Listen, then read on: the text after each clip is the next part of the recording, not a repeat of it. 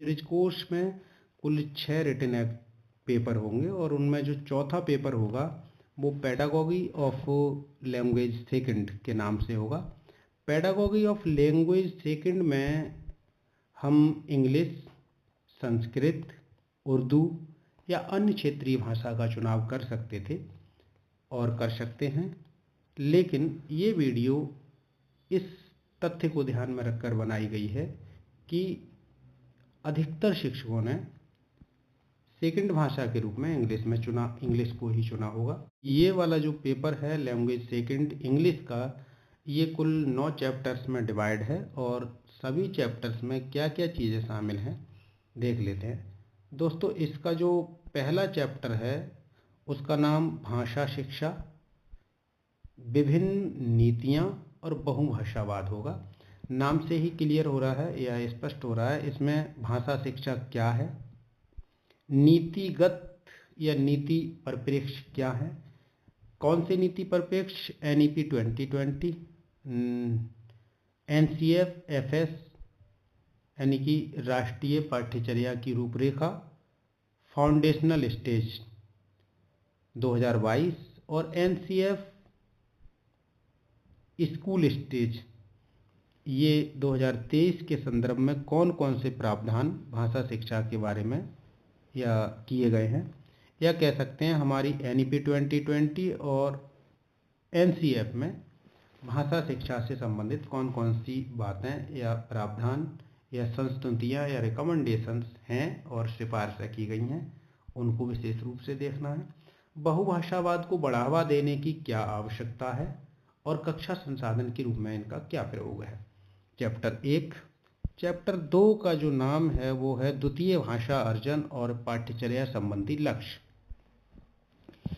इस चैप्टर में दोस्तों मातृभाषा से अन्य भाषाओं तक भाषा अधिगम, यानी बच्चा जब छोटा होता है शुरुआत में हर बालक या अपनी मातृभाषा में ही सीखता है ज़्यादातर चीज़ों को, और जैसे जैसे वो बाहरी परिवेश से जुड़ता है, अपने स्कूल या समाज से जुड़ता है, तो अपनी भाषा के अलावा दूसरी भाषा सीखता है। तो वही इस चैप्टर के पहले टॉपिक में लगभग चीज़ें शामिल हैं। अन्य भाषाओं के लाभ क्या हैं, प्रथम भाषा, द्वितीय भाषा और अन्य भाषा की क्या अवधारणा है, क्यों शामिल की जाती हैं, भारतीय कक्षा के संदर्भ में L2 यानी कि लैंग्वेज सेकंड या द्वितीय भाषा अधिगम में प्रमुख कौन कौन सी चिंता और चुनौतियां हैं, पाठ्यचर्या लक्ष्य, दक्षताएं, सीखने के प्रतिफल भाषा के संदर्भ में कौन कौन से होंगे, द्वितीय चैप्टर में शामिल होंगे।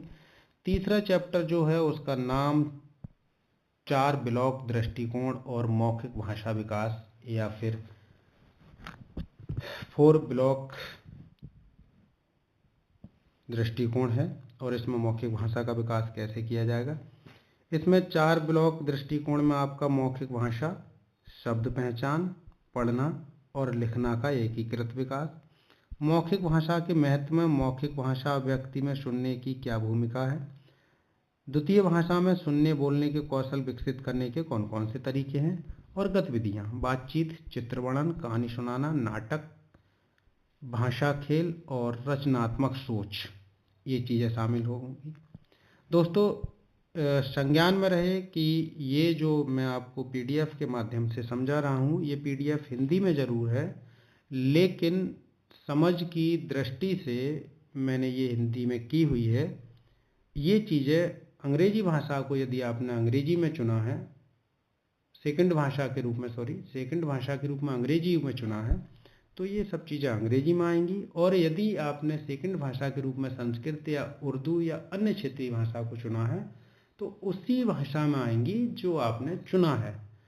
आप यहाँ ये ना समझ लें कि ये PDF हिंदी में है तो सेकंड भाषा हिंदी में आएगी। हाँ, कुछ चीज़ें हो सकती हैं कि हम बाईलिंगुअल यूज कर सकें, लेकिन मोस्टली आप ये मान के चलें कि आपने जिस भाषा को सेकंड भाषा के रूप में चुना है उसी में आएगा। चलिए, चौथा चैप्टर जो होगा वो शब्द पहचान और विभिन्न रणनीतियाँ। शब्द पहचान की कौन कौन सी रणनीति हैं वो आएंगी, जैसे ध्वन्यात्मक जागरूकता और अक्षर पहचान, ध्वनि प्रतीक जुड़ाव और पहचान, शब्दों और वाक्यों को पढ़ना और लिखना, कहानियों और कविताओं के माध्यम से शब्दावली का विकास। चौथा चैप्टर। चैप्टर 5 जो है उसका नाम है पढ़ना और विभिन्न संसाधन। इसमें पढ़ना क्या है, पढ़ना समझ है क्या, स्कीमा निर्माण या पैटर्न फॉर्मेशन क्या है, पाठ्य के विविध रूप, व्याख्यात्मक पाठ्य का अध्ययन क्या है, पठन के प्रकार, हम कितनी तरह से पठन कर सकते हैं। लगभग लैंग्वेज 1 में जिस तरह से या हिंदी भाषा के अध्ययन में जिस तरह से विस्तृत अध्ययन, गहन पठन, स्वस्वर, मौन, साझा, निर्देशित और स्वतंत्र पठन था, सेकंड लैंग्वेज में भी लगभग वही है। बस अंतर ये है कि यहाँ पर आपको अंग्रेजी में ये चीज़ें करनी है और वहाँ पर हिंदी में। इसीलिए मैं बार बार कह रहा हूँ कि ये PDF हिंदी में ज़रूर है, लेकिन आप इसे ये मान के चलें कि आपने जिस भाषा को सेकंड भाषा के रूप में चुना है उसी भाषा में ये चीज़ें आएंगी। चलिए, अगला है संसाधन। रीडिंग कॉर्नर क्या है, बाल साहित्य क्या है, दीक्षा पोर्टल क्या है, ई सामग्री क्या है, जादुई पिटारा क्या है और समाचार पत्र क्या है, और इन सब की सेकंड भाषा या भाषा सीखने में क्या भूमिका है, क्या रोल है, आपका चैप्टर 5 में शामिल है। चैप्टर 6 जो है लेखन और लेखन कौशल का विकास है, यानी द्वितीय भाषा के लेखन से संबंधित है। जिस तरह से हम प्रथम भाषा में हिंदी लेखन और लेखन कौशल का विकास की बात हो रही थी, यहाँ पर अगर हम संस्कृत लेंगे तो संस्कृत लेखन और उसका विकास कैसे होगा, इंग्लिश लेंगे तो इंग्लिश का लेखन और लेखन कौशल का विकास होगा, या अन्य कोई भाषा लेंगे तो अन्य भाषा का लेखन और उसके कौशल का विकास कैसे होगा, ये चीज़ें आपके चैप्टर 6 में शामिल होंगी। इसमें लेखन की अवधारणा क्या है, लेखन पठन लेखन संबंध, पठन में और लिखने में संबंध क्या है, लेखन के चरण क्या हैं और उसकी प्रक्रिया क्या होगी, मॉडल, साझा, निर्देशित और स्वतंत्र लेखन क्या है और उनमें क्या अंतर है, इनकी क्या रोल है, औपचारिक और अनौपचारिक लेखन क्या है, कहानी, कविता, पत्र, डायरी, संवाद और भाषण, किस तरह से हम औपचारिक और अनौपचारिक लेखन में शामिल हैं और कैसे लिख सकते हैं, किसी विशिष्ट उद्देश्य के लिए लेखन का विकास कैसे किया जाए, चैप्टर 6 में शामिल होंगे। चैप्टर 7 जो है उसका नाम है इकाई योजना और अध्याय योजना का विकास। दो चीज़ आ रही हैं, एक हम यूनिट का प्लान कैसे करें और दूसरा अध्याय या लेसन प्लान कैसे करें।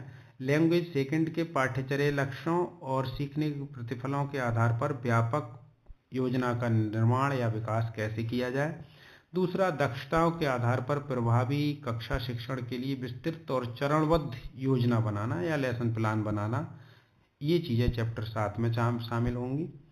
चैप्टर 8 जो है आपका मौखिक भाषा का मूल्यांकन, उपकरण और रणनीतियाँ, यानी मौखिक भाषा का सीखने के बाद जब हम मूल्यांकन करेंगे तो उसके कौन कौन से उपकरण होंगे और कौन कौन सी रणनीतियाँ होंगी, इस चैप्टर में शामिल हैं। इनमें मुख्य आयाम ध्वनि पहचान, शब्द चयन, वाक्य संरचना और सूचना को समझना, ये मूल्यांकन के ही तरीके हैं, ये होंगे। और प्रवाह और स्पष्टता, संवाद अदायगी, सस्वर शैली की गति, ठहराव और संदर्भ में समझ का आकलन, ये चीज़ें चैप्टर 8 में शामिल होंगी। चैप्टर 9 है, इसका नाम है पठन का मूल्यांकन। जिस तरह से लेखन का और बोलने का मूल्यांकन किया जा रहा था, उसी तरह यहाँ पर पठन के मूल्यांकन की बात करी गई है। और इसके उपकरण क्या होंगे और उनकी रणनीतियाँ क्या होंगी। इसमें समझ के साथ पढ़ना क्या है, उसकी विशिष्ट जानकारी खोजना कैसे होगी। मिस्क्यू विश्लेषण क्या होता है, उसकी क्या तकनीकी है। कार्यपत्रक यानी वर्कशीट्स और मूल्यांकन आइटम का विकास कैसे करेंगे हम।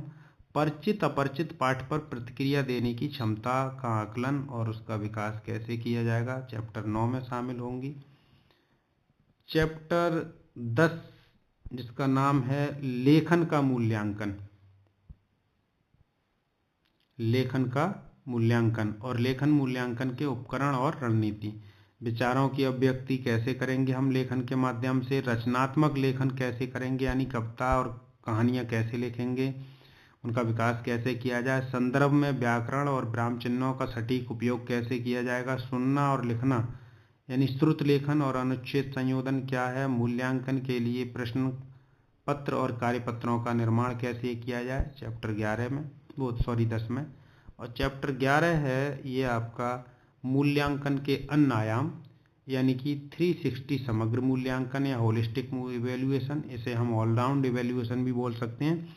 आत्म सुधार और विकास, शिक्षण अधिगम प्रक्रिया में निरंतर सुधार के लिए आत्म मूल्यांकन और विभिन्न हितधारकों द्वारा प्रदान किया गया फीडबैक, ये विद्यार्थी के सर्वांगीण विकास पर केंद्रित होगा।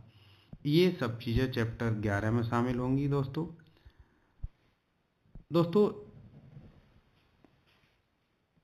इस पेपर से संबंधित या संपूर्ण ब्रिज कोर्स से संबंधित यदि आपकी कोई डाउट, शंका या क्वेरी है, कोई कन्फ्यूजन है, तो आप हमें कमेंट सेक्शन में कमेंट छोड़ सकते हैं। संपूर्ण वीडियो सुनने के लिए आपका बहुत बहुत आभार।